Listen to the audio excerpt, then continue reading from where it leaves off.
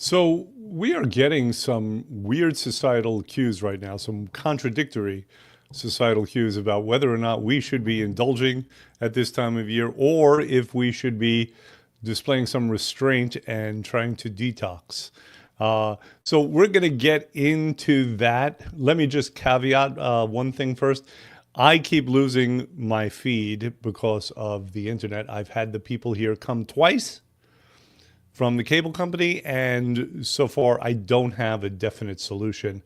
So fingers crossed. I am going to try next a wired connection because it's my Wi-Fi that's at issue. But before, so that's the one thing I wanted to caveat. Sorry.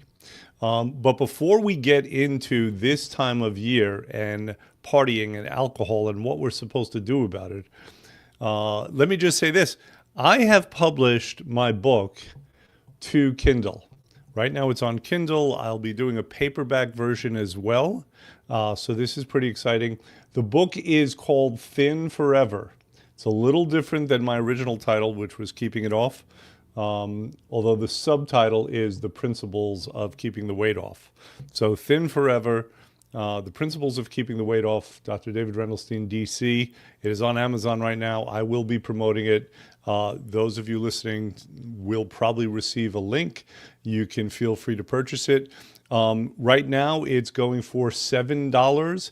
And I guarantee you, I don't know if that's a legal guarantee or it's just me to you, you will get a lot more than $7 of value worth out of it.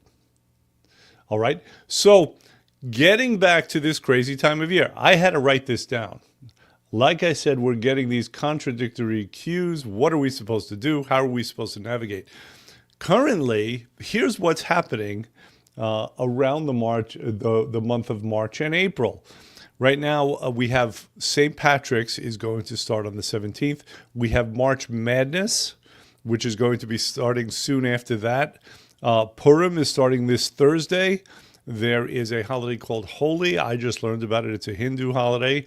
It encourages partying, and all of these, or most of these, involve alcohol.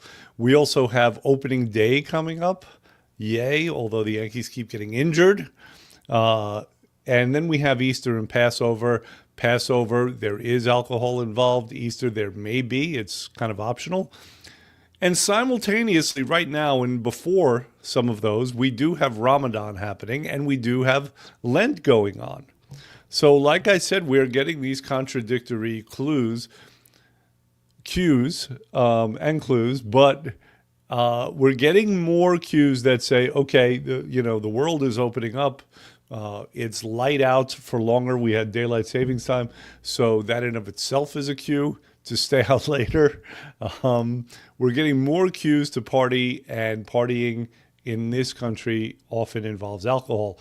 As a matter of fact, a couple of years ago, they did a study, and it turns out that 23.5% of adults had a binge or binge drank alcohol within the previous month. Now, I have that stat. I don't know how they were defining binging, but that just tells you when a quarter of the adults that were surveyed said that they binge drank in the previous month, that tells you something about alcohol and our relationship to it in this country.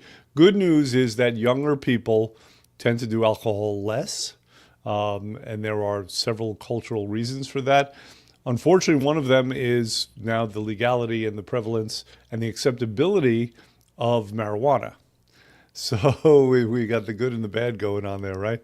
It's like robbing Peter to pay Paul. But we love to drink. I was at a birthday party yesterday for a 1-year-old.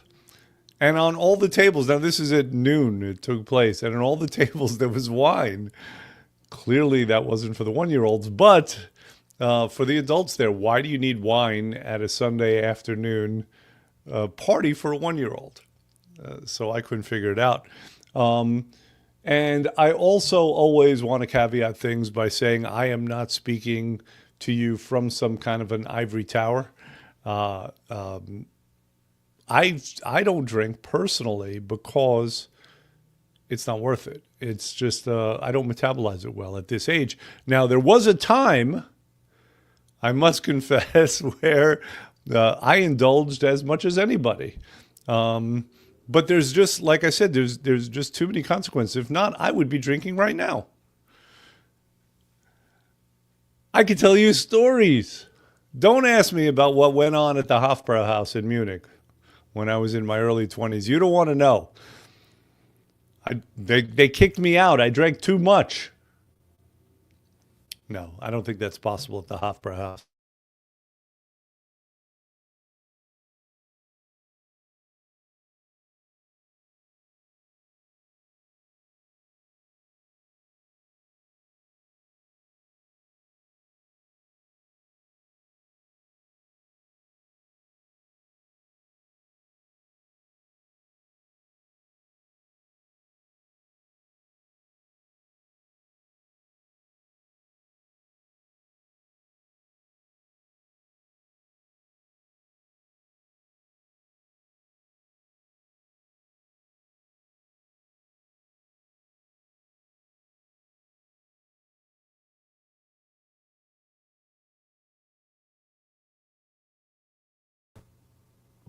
Okay, I'm back. That's the Wi-Fi issue I was telling you about. It may happen again. Last week, I did not even do a broadcast. So this is more than annoying. Thank you for bearing with me. And I was in the middle of confessing about my misspent youth and how much I drank. So the point of that is to tell you that I don't do the lecturing thing, I do the preaching thing sometimes, but not to adults.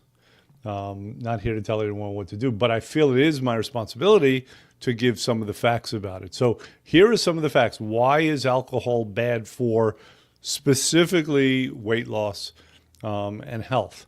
And there are several reasons. Number one is we are talking about empty calories.